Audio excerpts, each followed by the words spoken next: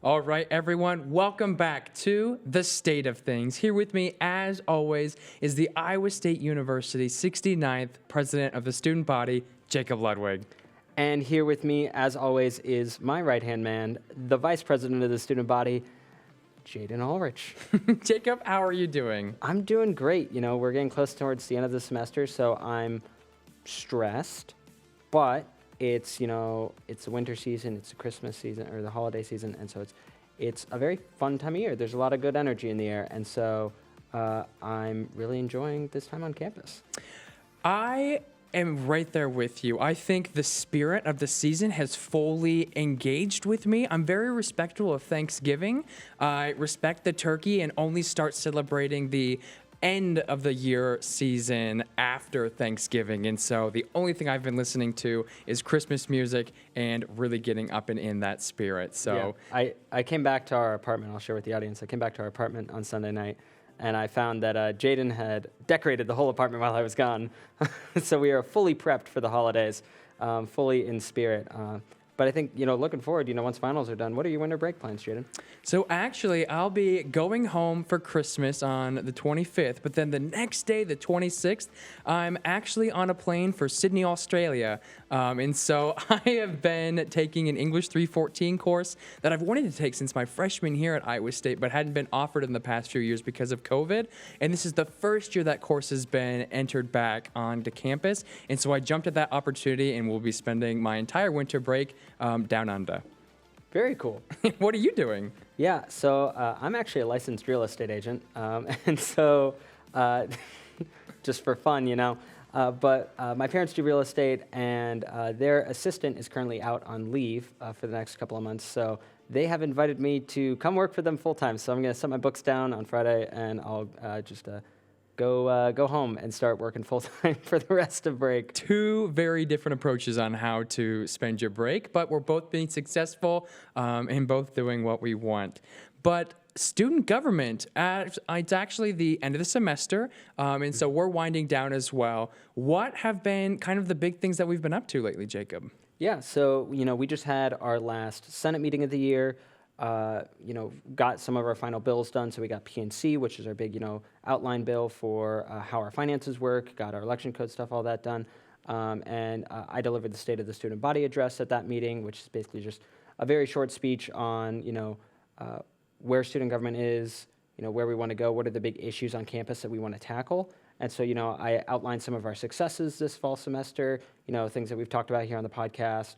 The Party Smart tailgates, we've talked about, the mental health funding, so there's a lot of big things that have been going on this semester, but also I laid out some objectives that I see for the spring, some big things that I think we have left to tackle, just because, we're about 2/3 of the way through our term, but there's a lot of work left to be done. There are a lot of projects that I think are in the in progress stage, and so we need to make sure we wrap it up before we leave in mid-April.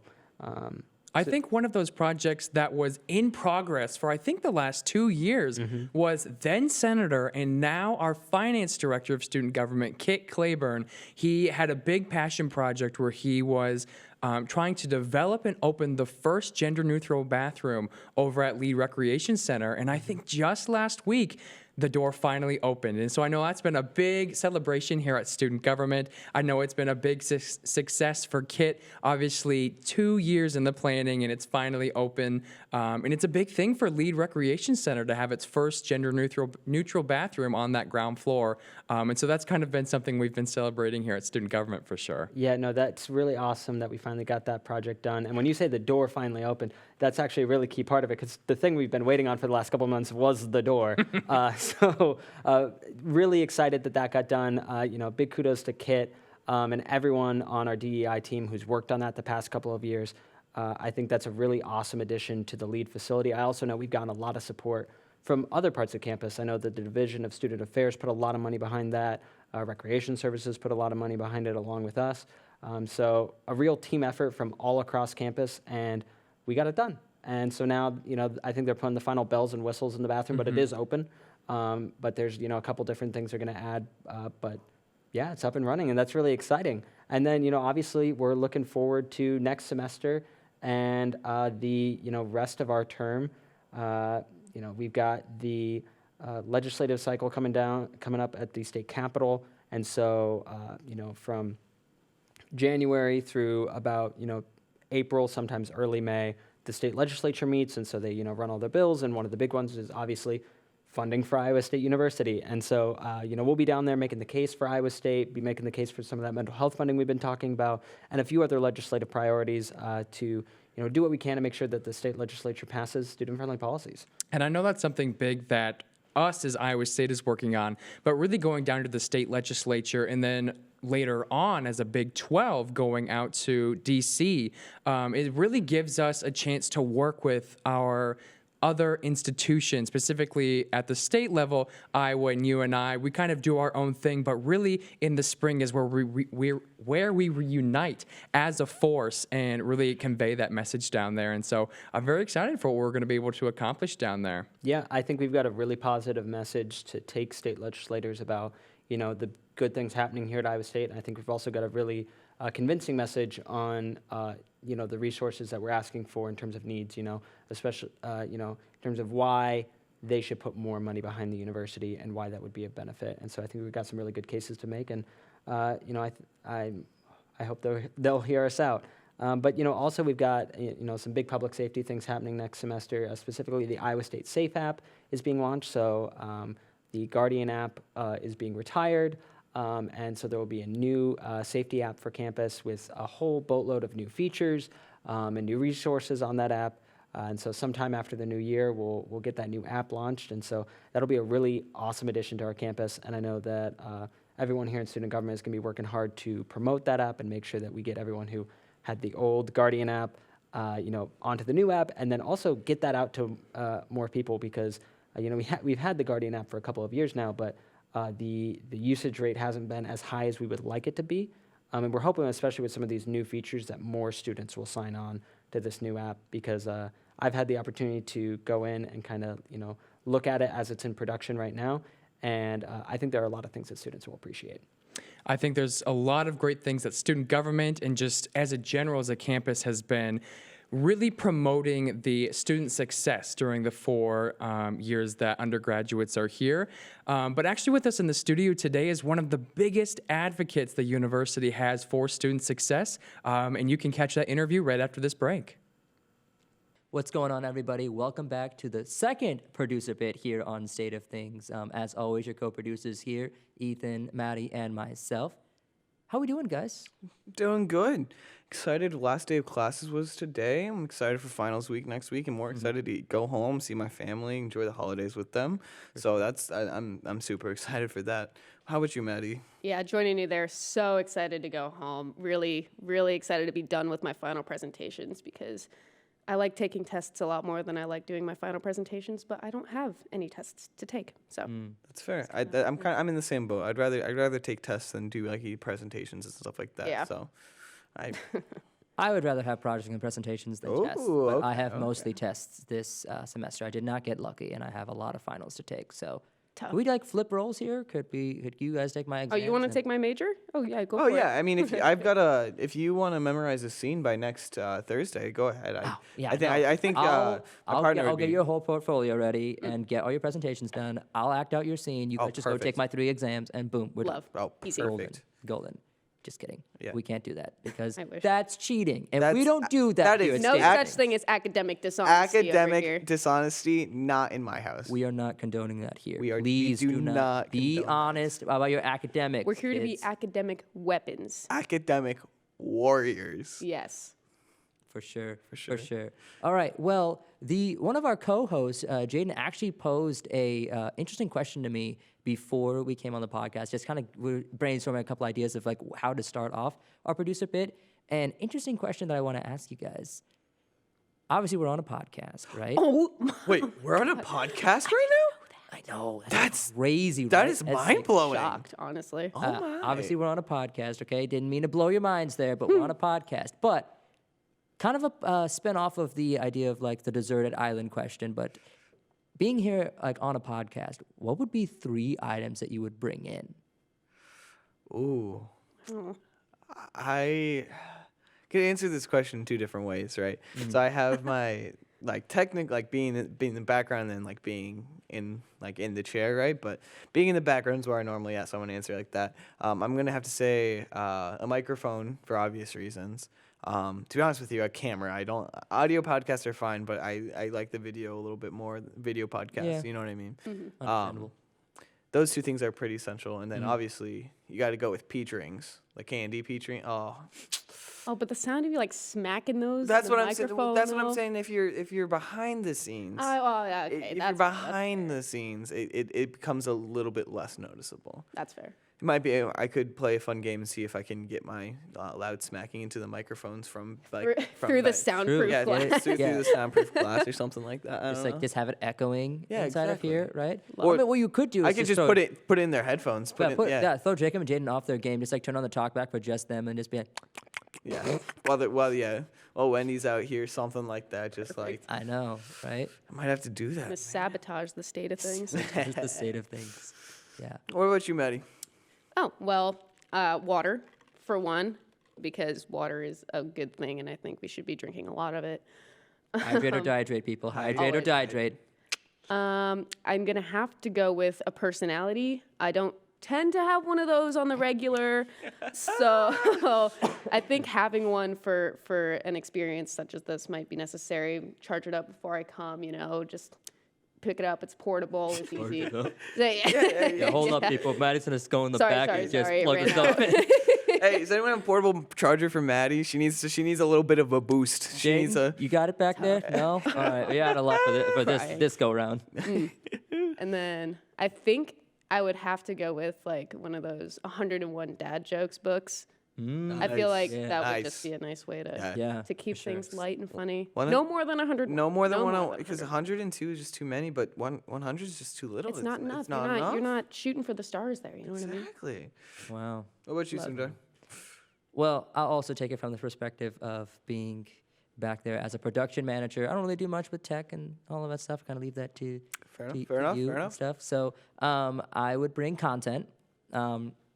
Being a content manager, I think it's really important that you know what you're talking about. Jaden, I'm looking at you. Mr. I get it done the day of. Not to call you out. But I think content's really important and to have a good game plan for that. So I would bring in content. I think creativity, something that's super important. Just like having new, fresh ideas. We are going to have a discussion over winter break to kind of like figure out, what state of things is really good like for this half of the season, but like what can we do in the next half to like improve upon it even more, so that way it becomes something where like we bring in more people and we do more things that people would be more interested in, like with our audience and stuff. So that's something that I think is super important. And also insanity. Insanity. Okay. I mean, No, that's a yeah. I would have said sanity, but I mean, we all listen to podcasts. Since when is there ever a podcast that has sanity in it? Behind Exactly. every great podcast is a group of chaotic producers, and I will stand by that. True statement. True statement. That is the state of things That is That is in state the the state of producer things. room. All right, peace out, y'all. that is the state of things. Well, no. With we're not Jacob and Jaden. We're not Jacob and Jaden. I think we should just take over. Honestly, I think at this this is our point. show now. Yeah. I mean, I will say, looking over like the retentions of audiences and stuff with you guys, I'm looking at all of you when I say this, looking at all the retentions and stuff. The highest amount of retention that we had was with our producer bit the first time around. So Snaps for producer. bit. Statistics The speak for statistics the don't lie. audience loves the producers. That's You all heard I'm it gonna- here. You heard it here. Straight from the source. You heard it straight You from heard the it source. straight from the source. Shout out to Christian Gren. What a guy. Christian Gran. Well, that's I love that question because that's another. I mean, kind of tying into creativity. That's a really good question to get creative juices flowing. But we do have some other things that we need to talk about. First thing is going to be the Green Initiatives Fund. I know that Sundar, you know a little bit about it, so I'm gonna let you talk about this. But that's something that StuGov does. So Yeah, for sure. So one of the committees that we have in student government is a sustainability committee run by Blake Vanderkamp, who's been doing a fantastic job. If you haven't kept up with the things going on there, you can go to our website and see everything the sustainability committee's been up to. But as a part of the sustainability committee, they have a funding source that they have called the Green Initiatives Fund. And this fund is meant for any ISU students or faculty who have any sort of idea to be green, whether it be in social sustainability or in just recycling or some sort of project or some sort of idea that they would need funding for. So applications will be on the StuGov website if you're interested in that. I think that being green, and I think that the university is pushing in a good direction with that. But obviously, faculty, staff, people here on campus can only think of so much. So the idea of having this fund is so that other people who have ideas can, like, if they have the idea, not be hindered back and feeling like, oh, I don't know how to get this done. Student government wants to provide you with the resources and the opportunities to go out and do that. So if you're interested in learning more about the Green Initiatives Fund or just about the Sustainability Committee, you can go to our website and find it on there. So yeah, that's the Green Initiatives Fund for you guys. Quick plug for that. Lovely. Speaking of sustainability, it reminded me, if you're staying around in Ames, like during the wintertime, I will be for a couple weeks for work. There's a shop on Main Street. I believe it's called ZW. I don't remember what the last part of it is. I know it starts with ZW, I think. And it has like only sustainable products. Like it's all reusable stuff, kitchen stuff, bathroom stuff, tools. Like it's all sorts of crazy things. And it's a really nice store. So if you're looking for some more ways to be sustainable in your living, then by all means, I would check that place out. For sure, for sure. Actually, can we take a second and just shout out Main Street real fast? Yeah. Oh, yeah. Main Street's fantastic. Main Street has got so many shops, so many places to just go and vibe out. I mean, I've gone there and just walk around and just look at all the shops. I haven't been into every single one. It's on my to-do list to like go and just like see what all is in there. But yeah, let's stop here for a quick sec. What are some of our key places here on Main Street? Like, what are the places that we all would highlight? Definitely dog-eared. Oh, wait, are we discussing this now or are we? Yeah. Yeah, okay. The dog-eared books? Yeah, dog-eared books, I would say. And then the cafe that's there, Okay. that's good. And then Vinyl Cafe, I would say, is another good one to do. Yeah. Those are really solid. And then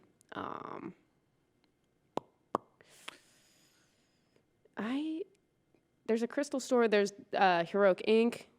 There's the Dungeons and Dragons Oh, store, yeah, right? yeah. There's like it's totally awesome. It's got like board games. And Yeah, like, I don't know if it's just Dungeons. Is it like kind of that type? Like, I guess. Yeah, I don't know. It's got board like, games and other things, like you said. Figures, dice. Yeah, nice. You need dice. Okay.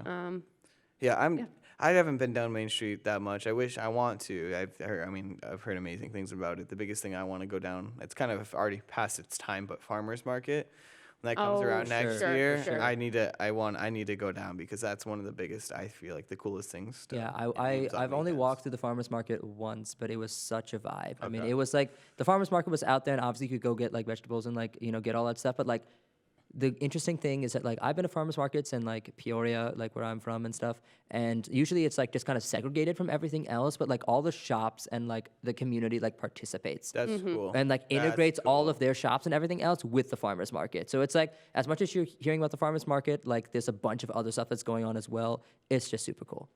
It's such a fun time. That's really solid. It's kind of like a celebration of fall, which I think is like really cool to do. So.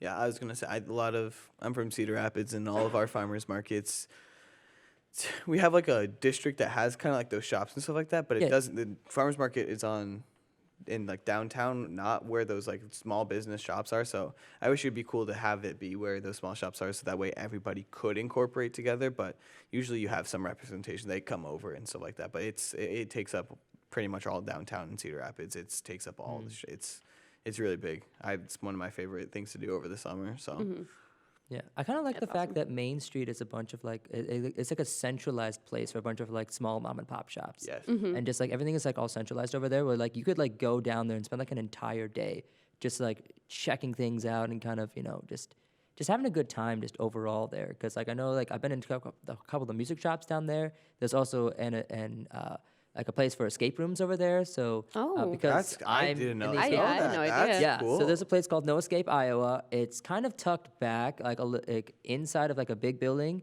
on Main Street, but it's definitely lots of fun. Would highly recommend going over there. But yeah, there's a lot of cool places. I've been to dog-eared books as well. Oh, yeah. And love the dogs there. But of course, I went in there once for a class. I had a field trip. that I went on, and I ended up staying there for like 4 or 5 hours after class was done. Like, it was just such a vibe to just be in there. So It's great in there. super cool. Cool. Super cool. Cool. Yeah. All right. Sure. Well, that's pretty much all we had to talk about. I'm gonna end us off with one final. It's actually 2 questions. I added a Ooh, question. love. It's gonna be, we're gonna go around favorite holiday meal, and also kind of like that's like more positive, not necessarily negative, but like most stressful exam or most stressful project that you guys are. Oh. Yeah, Oh boy. I know. So Ooh. this is. We had this I had this question. I think last night someone asked the stressful exam, and I was like, to be honest, I mean, it's kind of I have a positive answer for mine. I don't really have one. I would say Oh, physics is lucky. maybe, but like I'm doing really good Thanks to for the casually first. flexing that you're Yeah. comfortable with physics. Yeah, it's good that we started with you because you started us off high. And then Yeah, now then you it's just, yeah, like, it's just just get progressively worse from here. Bad. So I'm gonna start. So favorite holiday food. Just a classic ham on Christmas. Okay. I love ham. I like it better. I love it better. I like it better than turkey, especially. Like, I won't say ham on Thanksgiving is a no, right? It's obviously like turkey. Yeah. But ham. Ethan goes ham for Christmas ham. Ham. For Christmas ham. And then yeah, I don't really have one. I'd say the most stressful one is probably physics, and I'm not stressed about it. Right. Great. I mean, if I have to go next, I think I'm most looking forward to monkey bread. We make that in our family, Love me some or good like monkey bread. giant cinnamon rolls. We make that every Christmas morning. Like as a family, we'll get up early and then we'll make it, and then we will eat it and then open our presents, and it's a great time. Probably one of the only times I like eating something sweet in the morning. It's so good. Oof. And then Sounds so good. Right Sounds now. so Oh, good goodness. right now. It's I've had so monkey bread. good. I've I had want some monkey bread. now. I know, I right? haven't had this in so long. it's fire. And I think my most stressful project I've got going on right now, I'm in a professional presentation course, so I'm a graphic design major. And what we do for that is like we put together our portfolio and we put together like all of our stuff that we need for job interviews for when we graduate. Which is, it's great to be in class for because I would have had to do it anyway. Right. Like I would have had to put on my website, I would have had to have like a PDF of all my stuff that I've done and print and everything. But right now, our final exam presentation is like a mock interview with somebody who's actually like in the field, which is so exciting and a great opportunity to like practice. But I am not great at things of that nature, and it's very stressful because I have to pull together a giant like slideshow and do the whole practice bit where I like introduce myself, talk about my projects and everything. Yeah. And it's tough because I don't like a lot of the projects that I've done. Mostly because I'm a busy woman and I don't spend a whole lot of time on my projects. I've always like got so Yeah, much that I'm working on at you one just have to time. go from one project to the next. You don't have enough time to kind of make Exactly. it as perfect as you would have it if that was like your only sole project. Yeah, and one of the things that gets you hired is your ability to show your process work. Okay. Which I don't have a lot of. So I'm gonna have to lovingly BS a lot of this presentation, but as soon as it's over, I think I'll be a lot better off. Good. That's solid. Nice. Well, good luck to you on that. Thank you. Sorry to go on a mini graphic design rant, No, but it's No, you're that, stressful. it's you answered that question oh, perfectly. Thank you. Oh, did my best. What about you, Sundar? One thing that I've always had favorite holiday meal. It's not actually a meal, more like a dessert. But my mom makes Oreo truffles. Oh, And well, when we were kids, we called them Oreo balls because they were balls and we made them with Oreos. Yeah. So we call them Oreo balls. But like, I've since been corrected by my brother. They're actually Oreo truffles. We can't call them Oreo balls anymore. But I'm still a kid at heart, so Oreo balls for the win, for the dub. But anyway, we made them a lot when I was kids, and then like when I went off to college, then as we got busier, like we didn't really have enough time to really make them. But over Thanksgiving break, my mom made some for a party my brother was having, and I convinced her to make some for Christmas break as well. So Nice. I get to go home and get some more Oreo truffles, Nice. Oreo Love balls, which Oreo would be balls. fantastic. Oreo balls. Let's go. And then my most stressful final is definitely my C++ programming exam. But the reason why it's stressful for me is not because of the content, but more so the like format of the exam. It's a paper exam. So I have to write code on paper, yeah. which I don't know how much I have actually done that disgusting. before, and it's awful. it, Yeah. it sucks. It's absolutely terrible. There's no undo button. I know. There's no undo There's button. no Control Z. Yeah, Come on. I need the command C. the worst part about it is that like when I have like I take an online exam or if I have like a project, I can use the debugger. Right. Right. So I can like check through my work and kind of do it step by step. If something goes wrong with a particular line, it's not just going to be like, oh, it just doesn't work. Right. I can be able to go through and it'd be like, okay, it's this line that's wrong. I got to fix this, or it's this this loop or this thing that doesn't work. And it throws you the error, so you know And it exactly. throws me the error, so I know Yeah. exactly where it's coming from. It won't just throw me an error and be like, it doesn't work, and I have to be Yeah. like, okay, whatever. But with this exam, it's really hard to give like a formal coding exam without like, like as you write it through on paper, you look at it and go, well, that should work potentially, and then you get it back and it's like, error here, right? And so like Yeah. the interesting thing with like some computer science exams is that your code will be written out into like a program, and like They will grade it they'll grade it in a program. in a program, like inside of a That's a crazy. formatted like programming system like Eclipse or something like that. But I truly believe that if we're not given access to a program that we can use to kind of debug and stuff, we shouldn't be graded on it. Yeah. That's fair. That's So that's fair. That's my own personal opinion. Again, as a senior, I'm almost through it. So this is something for future computer science students. If you come in and you have the same thought process that I do, I would complain about it to our department head. Hopefully, he does something about it in the next couple of years. Put that in But your surveys, class yeah, surveys. no, a good thing for all of you listening and for This everybody is else. gonna be after the. Yeah, surveys. If you haven't filled out your surveys for your professors and your TAs and stuff, fill those out because your professors want to know how they can improve and your TAs want to know how they can improve. Next semester. So next semester, Next obviously. semester, and to be honest with you, a lot of them will do some sort of like, if you get past a certain point, you get some extra points and stuff like that. And usually they tell you, but like Oh, yeah, like if 90% of the class fills it that out. helps so much, especially when you don't get a C in a class by 1 point and you have to retake that class Ooh. because you missed it by 1 point. Mm-hmm. I'm speaking I was from gonna say, you personal sound a little- experience. I don't want to talk about it anymore, but it's okay. Yeah, like do your surveys. Do the your surveys. surveys. Yeah, do your surveys for sure. Love. All right. Are there any Well. last minute thoughts? Anything else we want to throw out real fast while we're here? Have a great I was holiday. gonna say have great holidays. Have a fantastic winter break. Stay safe, stay We're warm. excited to see you guys next semester. One thing I do want to say from us as the producers, thank you guys so much for tuning in, listening to us. Without you guys as an audience, we wouldn't have a podcast to run, to operate, to be able to do all that we're doing with it. And obviously, our co-hosts are dependent on us, who are dependent on you. So thank you guys so much for tuning in, listening to all of us. This has been your second producer bit. We're going to go rack our brains and kind of figure out how we're going to improve for next semester. Hopefully, we'll get some more producer bits going into next semester and finish capping off the season. But yeah, thank you guys for tuning in, and we'll see you next time. Okay. With us today is an alumna of the 1988 class with a PhD in entomology, a former dean of the College of Agriculture and Life Sciences, the 16th first female and current president of Iowa State University, Dr. Wendy Wintersteen. Thanks for coming on the pod. It's such a pleasure to be here with you. I really appreciate the opportunity. That's awesome. And so one quick question, that was a great introduction of all the things that you've accomplished really quick. Do you ever get tired of the same introduction? You get introduced for a lot of different things. Does it get old? I don't think it does get old. I'm proud to be an alum of Iowa State University.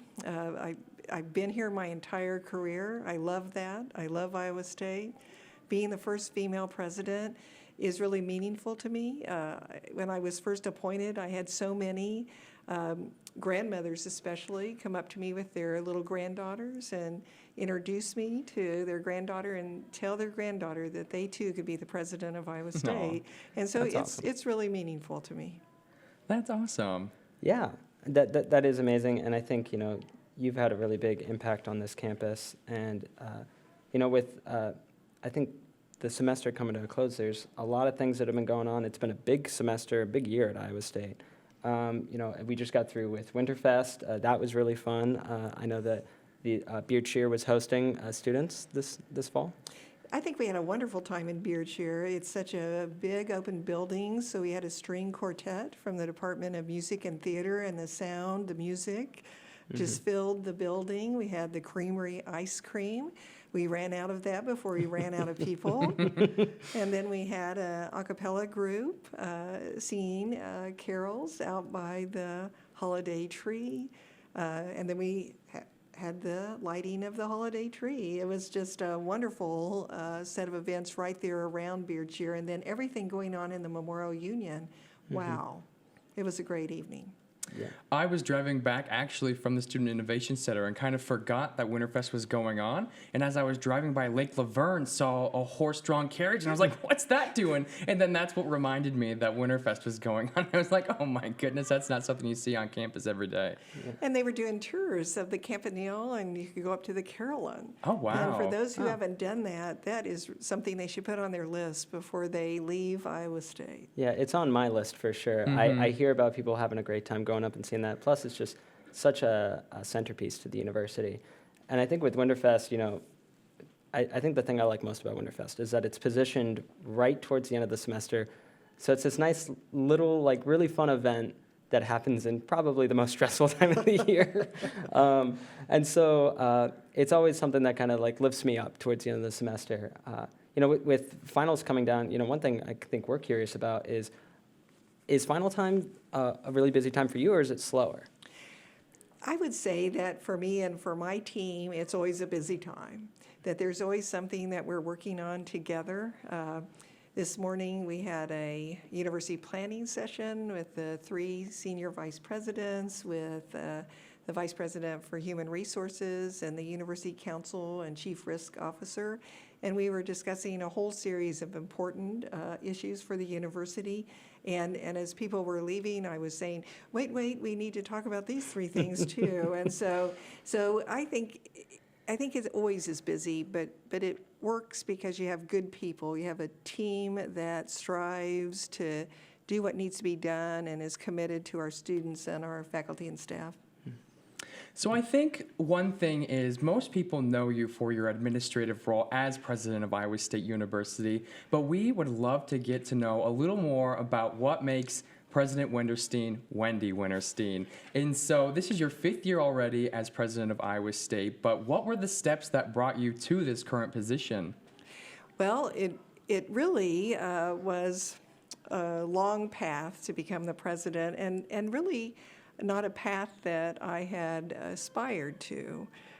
So back when the previous president, President Leith, announced that he'd be leaving, I decided that it was time for Iowa State to have someone who had been here for quite a while apply for the position. And just to have another voice in the conversation, in the application process. It's always good to have external candidates, and we had a number of external candidates in the pool, but to have an internal candidate brings a different voice, a different set of perspectives, and I just felt that that was important at this particular point in time. So not something I planned to do, but something I felt deeply committed to, and I had a number of individuals around campus in different leadership positions who encouraged me to apply, so I decided to do that. I was serving as the dean of the College of Agriculture and Life Sciences at that time. From my perspective, the best job on campus. If you love agriculture and life sciences, it really is a wonderful thing to get to serve in that college. So I ended up serving 11 years as dean. But every college at Iowa State is great. And as dean of the College of Ag and Life Sciences, I got to work with all the other deans in true partnership in working together to help lift up all of Iowa State University. So all the deans have that special connection to their college and to the leadership that they bring. So I think it was my preparation as dean and my understanding of Iowa that enabled me to be successful in my candidacy for president. And now, so 11 years as a dean of Cal's before becoming president, that's an accomplishment in itself. But as Jacob said, you got your PhD here at Iowa State in entomology. Do you want to talk about a little bit of your background in the bug side of things? Well, certainly, that started when I was very young. I have great memories of being with my mother and working together to have my first insect zoo. And so I was probably 5 years old, and my mother helped me. We painted a diorama on the inside of a cardboard box, and I collected insects, and she got out netting from her sewing kit, and I had my first insect zoo. So I was an anomaly in the family. Nobody else thought that was quite so interesting as I did.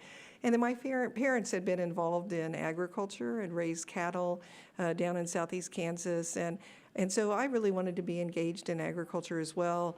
Took my interest in entomology to Kansas State University, got a degree in crop protection, which was really unusual at that time for a woman to be studying agriculture. I was one of few women in my classes, but I had many good mentors, just like I hope our students here have. So I got to know faculty and the discipline, and I got to work on projects with them, research projects. They taught me so many things, and so that's really how my interest in entomology blossomed, was my mother and going to Kansas State University.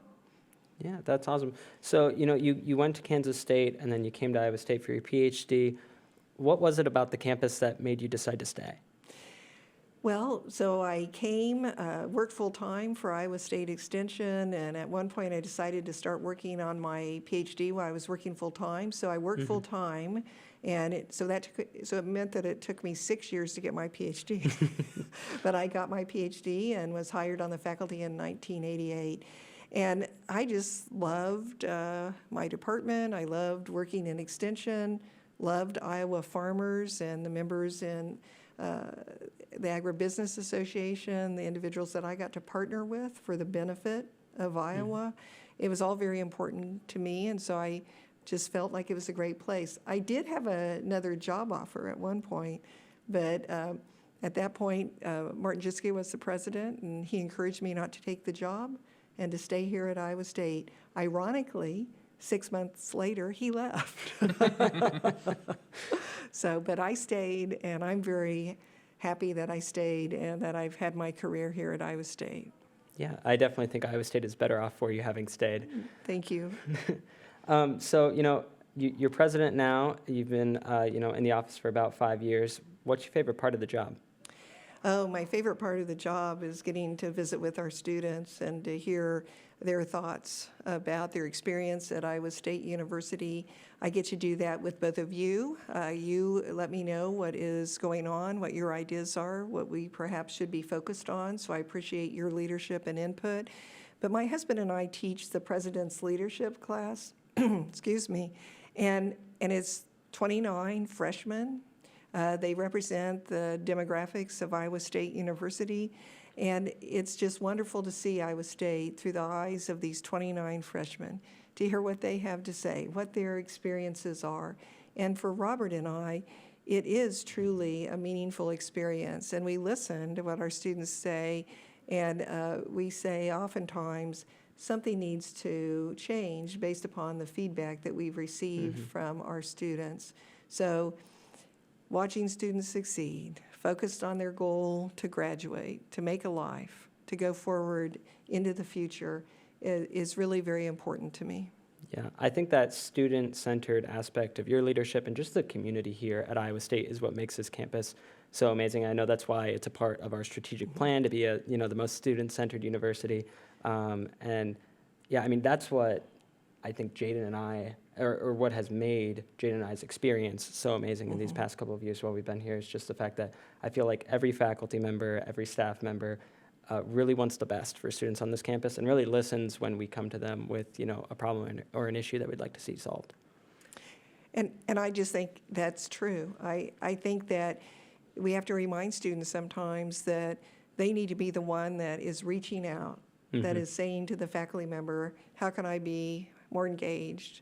How can I learn more from you? So I encourage all of our students at Iowa State University to take that step forward and say to their favorite professor, how can I be more engaged? How can I learn more?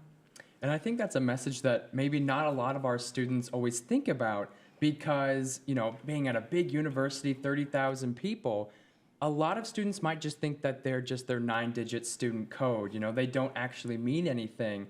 While the message and what faculty really want is quite the opposite, where the university's success comes from the needs and wants of the students. And like Jacob said, being such a student-driven and student-focused university, that's our whole goal, is to do that. And I know specifically about you, I was reading a biography once that kind of illustrates that. Was your biggest regret to taking the office of president was not being able to mentor students. And I think that just speaks for itself. Well, it's so important. And I would just add, we talk about faculty because they're right there in the classroom, but we need to remember our staff. So our professional and scientific staff who are advisors to clubs, our staff who are engaged in research and help students with an undergraduate research experience, our merit staff. It might be the custodian in the building that is reaching out and making a difference in a student's life because of some interaction.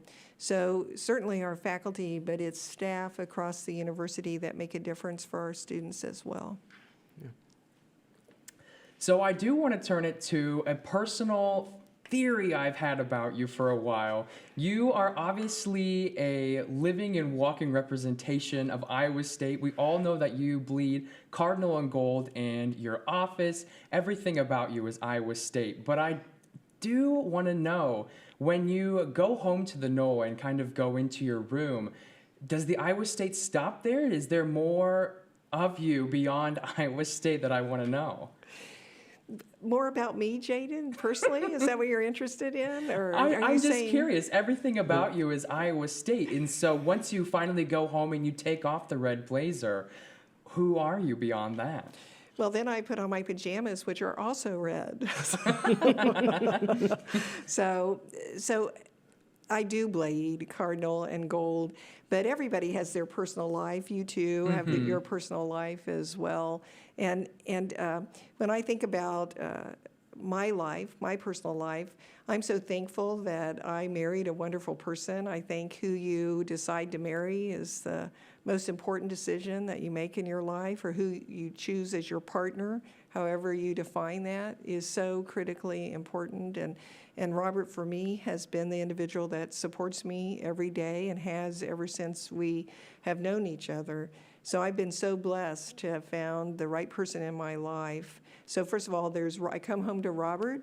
Robert's the cook in our home, and so he does a great job of taking care of us. He's a great cook. He is able to cook rice without a special rice cooker. So that's great. And then I really enjoy reading. So after I finish work in the evening, I like to read. I enjoy novels. Sometimes I watch a Netflix show like Ted Lasso or others. I like the History Channel. I like Nova. I like to learn. I have a good group of friends that I stay in touch with. And so all of us have that part of our life that keep us grounded and help us be refreshed and ready to go for the next day. That's awesome to hear. I really think that's a special thing that you and Mr. Wagner have, just that, obviously being married, but such a deep connection where you're both in such a supportive role. I know that's something Jacob and I look forward to someday, finding the right lady. Yeah. So, Yeah, I think, moving on from there, I think, like we were talking about earlier, this semester is coming to a close. We are in the middle of prep week right now while we're recording. Finals are quickly approaching.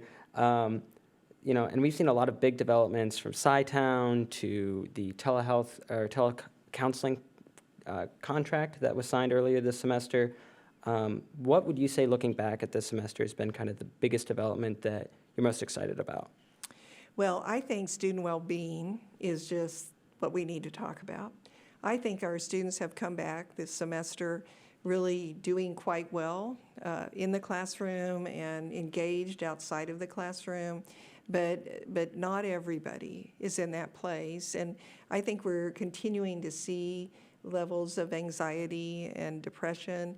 And so the work of Aaron Baldwin, the counseling center, our student wellness group, to come forward with the mental telehealth counseling was an important investment, and so pleased that we did that and continue our counseling services and all that we do from that perspective. I had a very special opportunity recently to set in a 2-hour training program that Brian Vanderhayden, Director of Student Wellness, did, and it was a 2-hour training program targeted really for academic advisors. But I wanted to go and see what this was all about. I wanted to understand, and I was just blown away. So 2 hours of understanding how an academic advisor can plan for the last 5 minutes to really be a wellness checkup. And the way that Brian has developed that and is working with academic advisors, I think it's just a critically important step for our students and for Iowa State. So I think student wellness is a place where we continue to make good investments, we continue to learn for the benefit of our students. Brian would say that it really is about sleep. And that if everybody would focus on getting some good sleep, me included, right? That it just makes everything better. But we just learned so much from that whole program. So I would hold that up as the critical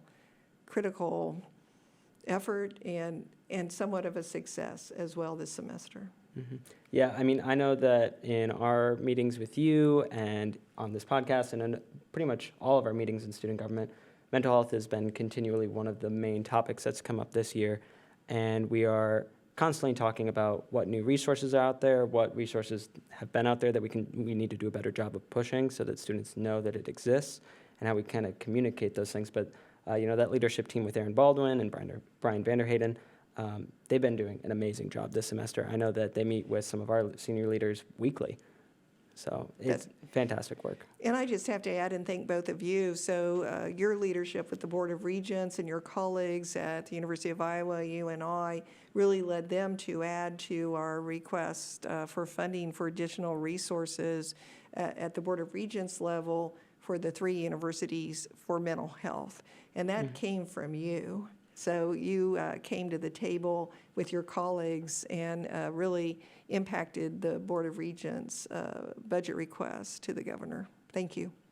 Well, thank you for that. And I know personally when we went into that Board of Regents meeting, so myself, didn't even know that was an option, that they could request additional funds after that. I think that shows our commitment to the Board of Regents as well. We just went in to tell the student story, and they were the ones that were responsible for that as well. And so, I mean, as Iowa State is very student-centered, I think at the state level, our leaders are very student-centered as well. That is a very nice compliment, and I would just add to it that I think the board really does view that they have a partnership with the students, and that this activity, this agreement, this success and putting that request forward really is an indicator of that partnership. Yeah, and I think I think for us it showed a serious understanding of the challenge that the 3 universities are facing. You know, the 3 universities have been making substantial investments in this issue area for the last several years, and I think understanding that more needs to be put behind it and asking the state legislature for that money has been critical. And yeah, I think we're really excited. We hope that it makes it through the state legislature. Obviously, that's up to our state reps and state senators in Des Moines, but that's something that we're going to be pushing for really hard come spring. And so with like mental health and student wellness in general being such a focus of you, yourself, and your leadership team, how do you think moving forward that's going to look with a new SVP for finance and a soon-to-be vice president for outreach and extension? Having these new members on your team, are you excited for the new team? What are your feelings about that? Well, we are excited about our new leaders, and we're also thankful for Pam Kane and John Lawrence. Pam is retired, and John Lawrence is going to retire here in the spring. Both of these individuals give so much to Iowa State. But I think Sean Norman, as our new Senior Vice President for Operations and Finance, is really going to be great. He's already engaged. He is working, I think, almost every day with our interim SVP, Heather Perez. I've been providing him some very specific information to help him as he gets acclimated to the new position. He has quite an onboarding plan in front of him for when he actually starts on January 3rd. But again, I would say he's really already starting just remotely. He's thrilled about having this opportunity. And we're all thrilled that he's coming to Iowa State University. So the very successful search, big thanks to the search committee led by Dean David Spalding and all the search committee members. That's really a big win for us. It's such a critically important position. And while it's about finance and operations, it's really about strategy. It's really about financial strategy for higher education, for Iowa State University. So he's going to just do a fabulous job. I just know it. And then, of course, we have some wonderful candidates for the Vice President for Extension and Outreach, 5 extraordinary candidates. And so we're going to get a winner there, too. And I think we are going to hear about that relatively soon. We're waiting for the provost to finish up the due diligence, and so excited about that announcement and what that will look like. Extension matters to a land-grant university. It's our front door in 99 counties out in the state, and a difference is made in each of those counties every day in some way through the programming that occurs by Iowa State University Extension. Yeah, I'm really excited to hear about the new Extension and Outreach Vice President when they're named. Also really excited about Sean Norman coming in as SVP for Finance. I had the opportunity to sit in on one of his student interviews. Awesome guy, very, I think he has a real vision for Iowa State, and he also has an understanding of, where student needs are and where kind of some of that national shift towards mental health that we were just talking about is something that, universities are making more investments in, and so figuring out how to navigate that while also understanding that states are investing a little bit less in state universities. So I think he has a really great vision for the university. And I also want to give Heather Paris a shout out. She's been a really great partner for us this year, doing a great job as interim SVP. We really appreciated working with her. I know that we've had some meetings with her over the last week. I actually got a couple meetings coming up with her over the next couple weeks as we're in the middle of the fee process right now. And yeah, she's just been such a fantastic partner. We're so blessed to have Heather, and of course she's not leaving. She'll be back in her old job here next year, but thanks for the shout out. That's how everybody feels about what Heather has done. And then just back to Sean for a minute, I just have to say, he really is an individual that excels at communication, and so I think that is going to be a tremendous asset as he comes on to campus and meets with various groups. They're just going to enjoy the conversation, and he's going to learn a lot. Yeah, no doubt. That was something that really came out in the interview. Is at times it felt like he already had a really good understanding of the student issues on campus, like some of the different things. He was really excited about that. And so, yeah, I think that communication is going to be really strong, especially as we, face some, difficult financial decisions in the future. So, yeah. Yeah. So with, you're very excited for especially Sean Norman coming on. You're demonstrating that right now, and you are saying that we're going to have a great vice president for outreach coming on. And so with this new team being assembled, how do you think you are going to respond and take Iowa State further, especially going into next semester? Well, I think we're very well positioned because of our new strategic plan. I think we have an excellent strategic plan. A shout out to Vice President Peter Dorhout for leading that effort, and the whole 500 individuals provided input at some point to the strategic plan, and other people were engaged in reading and looking at it. But it's a new idea to have a set of to-be statements, to be the university that supports faculty and staff in a diverse, equitable, and inclusive manner.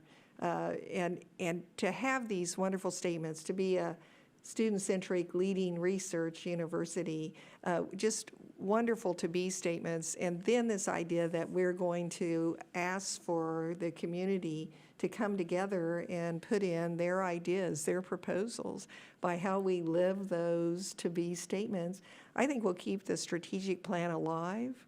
It will be something that is growing and changing every year. It won't be the kind of strategic plan that you just put on the shelf and you have to report on some metrics, but people can't really remember what it is. But people will have an opportunity to be engaged. And so I think that will all gear up here in the spring semester. Sophia McGill is leading that process in addition to her role related to federal relations. And she has some additional help to be able to do more. But Sophia's great, and she's going to do a good job on this. And so here in February probably will be the call for proposals. And I think that's going to be just a great way for us to go forward. And we're going to have a number of things happening. We'll have our campus climate assessment will be out in the spring semester. So we'll hear from the community about how do they feel? Do they feel like they belong? What is needed so they can feel like they're included? We just did with our faculty and staff a benefit survey about what they think about their benefits. So all these things will inform, I think, individuals as they prepare their proposals for those to-be statements. So I think the strategic plan is going to guide all of us in a positive way. And I think having those to-be statements, as you were mentioning, are so crucial to a foundation of, for our case, a university, because 3-4 years down the line, we'll probably be doing something.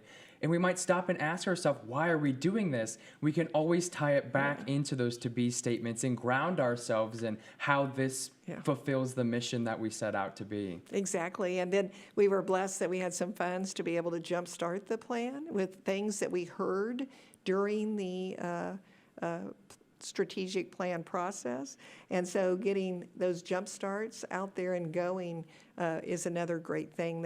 And so we'll hear more about those in the spring semester as well. Yeah, I think that community involvement is going to be really key. I think it's a really awesome part of it. I know that we're kind of looking at potentially submitting some proposals for the strategic plan, but I think the focus on bringing the university together, having a set vision for where we want to be, 9 years down the line, is so critical to our success as an institution, not only, on an institutional side or a research side, but also in terms of outcomes for students. Yeah. So I suppose you've got a great leadership team.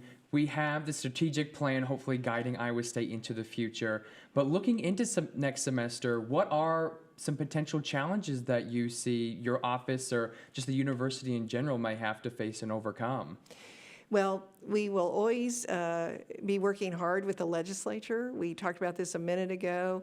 It really is important that we get an increase in our funding at Iowa State. Carol Ann Jensen is our state relations officer, another wonderful member of the team. Just last week, we hosted a group of state legislators out at the BioCentury Research Farm because they fund, through the biosciences platforms, work out there.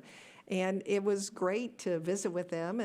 And one legislator asked me, well, what does Iowa State need? And I said, well, we really need additional resources. That we are a very lean institution. We know how to squeeze a dime and get everything out of it that we can. But inflation is hitting us just like it is hitting all businesses in the state. And we need to be able to take care of our faculty and staff and be able to give raises. And so I think this whole issue of funding from the state is really the big issue for the spring semester, and something that I'll be working on with my team and with Carol Ann Jensen in a very committed way. Yeah, I think, the case we need to make to state legislators is, something Jaden and I are very interested in. Because every dollar helps, not in terms of the research that we're able to do that benefits Iowans. It also helps, reduce the impact on, potential future tuition raises for students. And I think that Iowa gets a great deal of benefit from having Iowa State and all the research that we do. And I know every time that we go down or have gone down in previous years, there's a lot of enthusiasm for the things happening here on campus. So hopefully we can kind of stick the landing this year a little bit.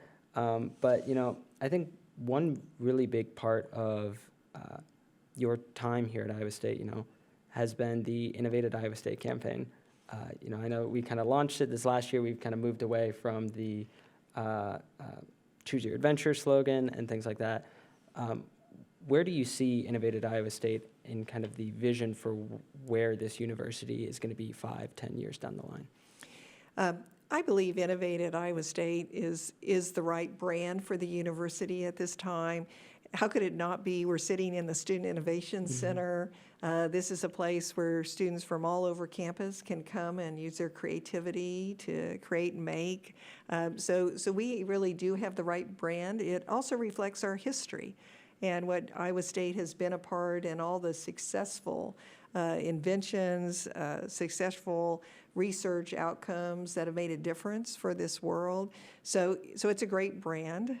I think it also speaks to the industry and who employs our students, and they like this idea of students coming with a mindset that says, I should think about this in a different way. Is there a different out-of-the-box way to approach this problem? So I think they appreciate that innovative view.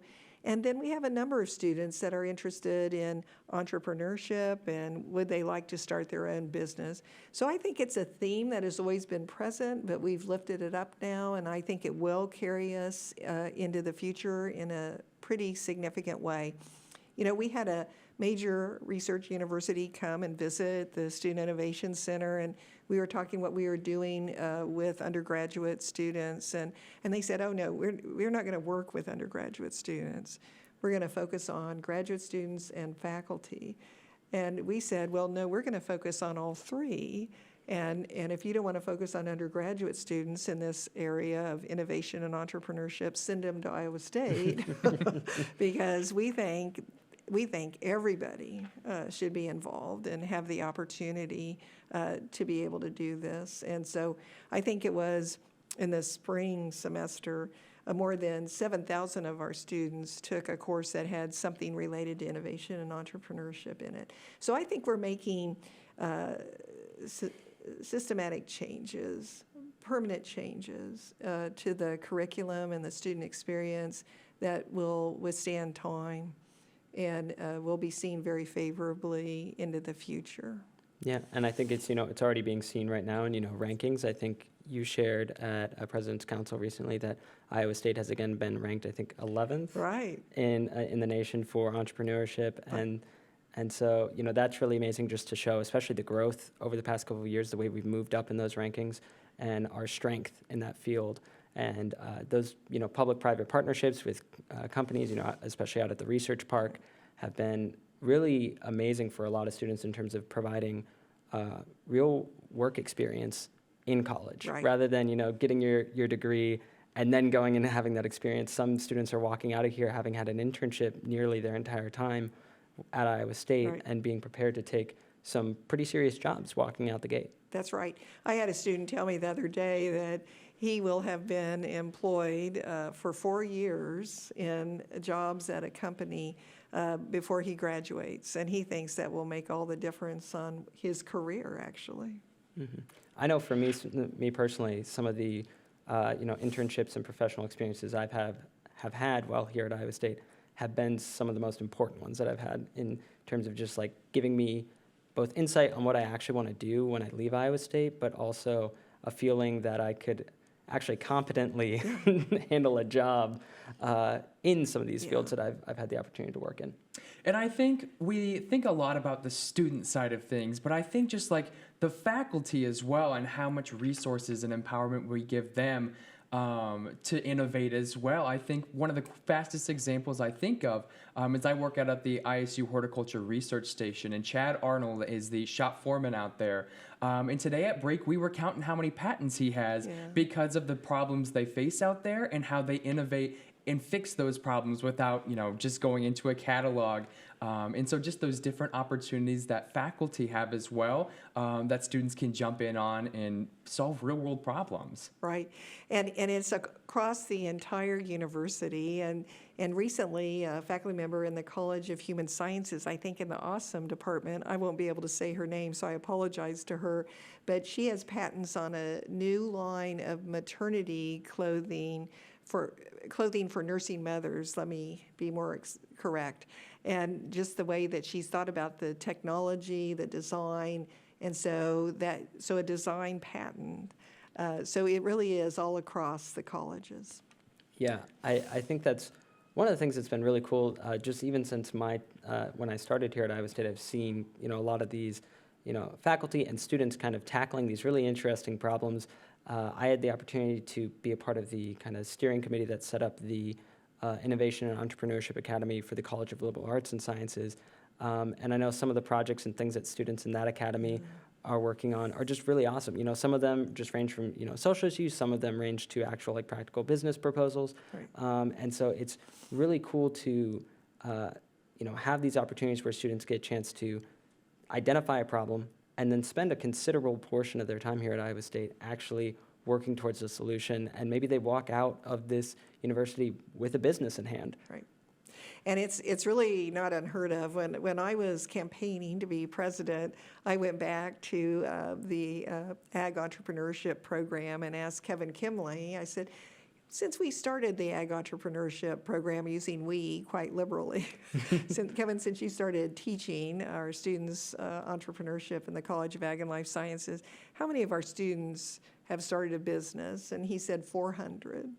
And that would have been over about a decade at that time, but 400. And they ranged from a student that went home and added turkey production on the farm, which is a new enterprise, a new business, to an individual that had developed an autonomous driving system that was sold for millions and millions of dollars. And so you get a big range of what are the possibilities, but what matters is that the student that's involved, it's their creativity. It's what they love. It's their idea, and they can go forward from there, and we're giving them that opportunity. All right. Well, President Wintersteen, I want to thank you so much for coming and speaking with us today on the state of things. Do you have any final thoughts? Well, since we've been doing some call-outs to individuals, I just want to say thank you to Papa John. So 25 years ago, he said there should be a Papa John Center for Entrepreneurship at each of the Regent universities and at Drake and at NIAC, the community college in his hometown. And I think for Iowa State University, this made all the difference. It was the foundation for so much that has come from that original idea and that original gift. So a big call out to Papa John. That's awesome. But once again, thank you so much for discussing the state of things here on campus with Jacob and I. I know it's been a pleasure having you here with us. Thanks for coming on. Thank you. So thank you so much to President Wintersteen for coming on the podcast today. That was a really awesome conversation. I think having the president of the university willing to come and speak with students about the state of things on campus is a message in itself about how student-centric this university is. She wasn't too big of a position to come and spend an hour with the both of us. And so, coming directly from the president of the university, out of the many things that we talked about in today's conversation, I think that's a message that stands true to who President Wintersteen is and the university. Yeah, I know that, when we proposed this idea to her, there wasn't any hesitation. She got really excited and was like, yeah, let me come on. I think a favorite part for me was, first when she called you out for the rice cooker. The listeners won't know this because we weren't recording at the time, but before the recording, we were actually talking about, what we wanted for Christmas, and Jaden had shared that he wanted a rice cooker. Because he can't cook rice. So this President Wintersteen didn't call him out a little bit.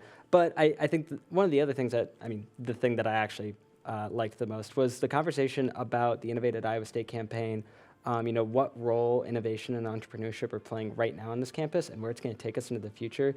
I think those programs that we have here on campus are just so unique, so amazing, and they've provided so many really just amazing experiences for students here in terms of like professional experience, learning experience, and just preparing them for the real world? You know, going off of that, I think my biggest takeaway from our conversation was while President Wintersteen and her team are doing great things to make Iowa State, you know, the #1 in so many different categories, it's looping it back to the driving factor of what makes her and her team so good. President Wintersteen herself, being a student here at Iowa State's campus, her long professional career before accepting the offer as president of the university, I think, as we've seen with all of our interviewees before her this semester, it's that heart on campus where they care about the students and they're not doing it for the, you know, the fame or, you know, the titles that come with it. They're doing it to make student success and make Iowa State the university that it really is today. Yeah, 100%. And so I think we'll wrap it up here. I want to say thank you to our team in the booth, Sundar, Maddie, and Ethan, for all the work that they've done for this episode and for all the episodes this semester.